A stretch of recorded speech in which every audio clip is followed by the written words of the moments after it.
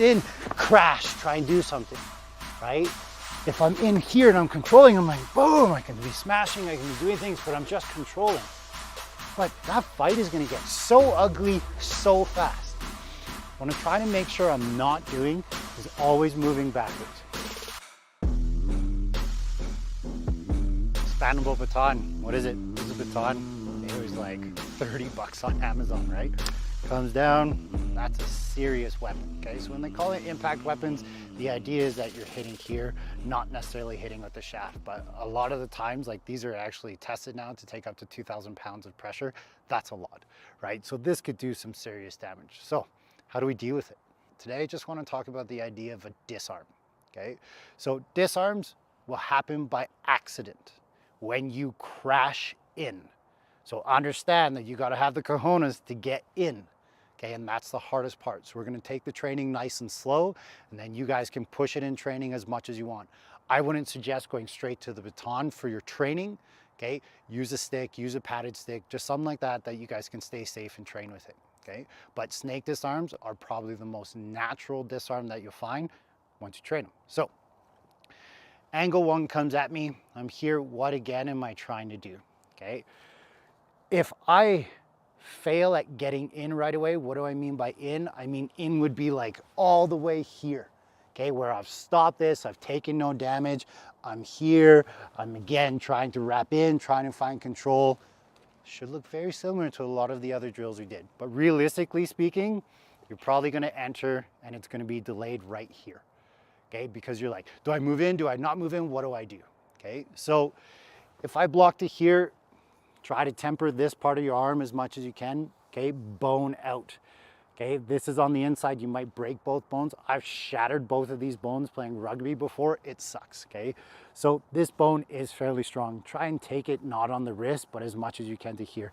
It might even look like this. Like you don't know. You don't know what you're naturally gonna do, right? And that's why you need to pressure test it.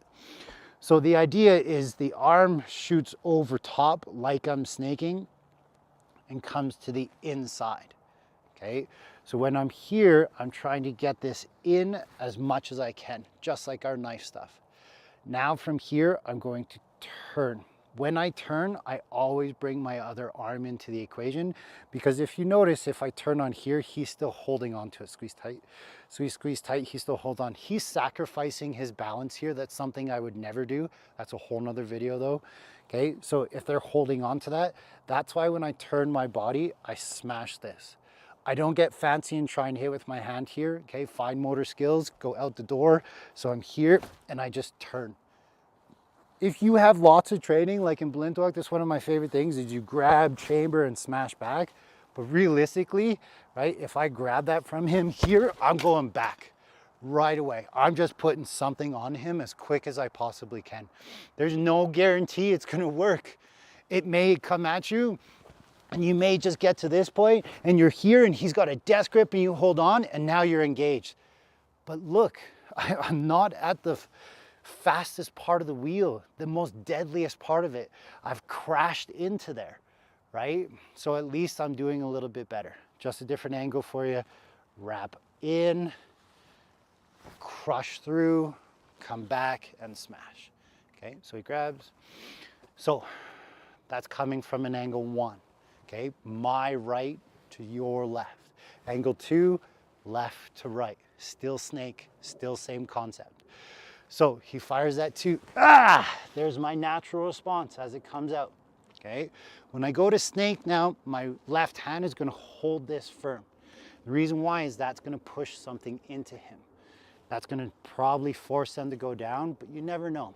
So this hand here that took the impact off here is the snake.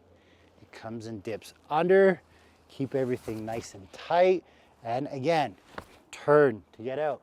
Don't worry about grabbing it, start putting something on them, because that's when the real fight's going to take place. So when that comes again, that's the response. Notice now this time my timing was a little bit better. He stepped in a little bit further. So now I'm not taking it off here, I'm here.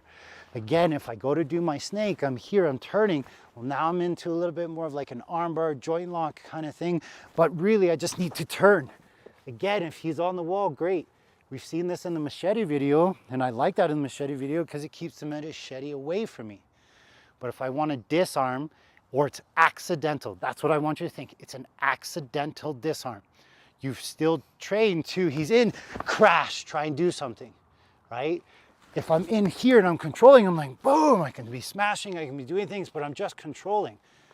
But that fight is gonna get so ugly so fast. What I'm trying to make sure I'm not doing is always moving backwards, okay? So just real quick, if Eric swings at me and I move back, and I don't move in right now, and he comes again, and I move back, oh man, it's just gonna get worse and worse and worse. Now, your environment can dictate that. Again, if he pulls that baton out, right, boom, gone. That's self-defense, right? We don't have to engage. But when you don't have a choice and you're forced into that moment, you gotta get in. And it's very unnatural. I've seen a dude swing a baseball bat full out at somebody before. And the dude, without a beat that was being attacked, stepped inside. That's insane, right? Like, that's so hard to do. So either one, he learned it through experience because he's been attacked before. Two, he's actually trained to defend himself against that. Or three, his natural response is moving in, fight or flight. When it comes to weapons, you gotta fight if you wanna stay alive.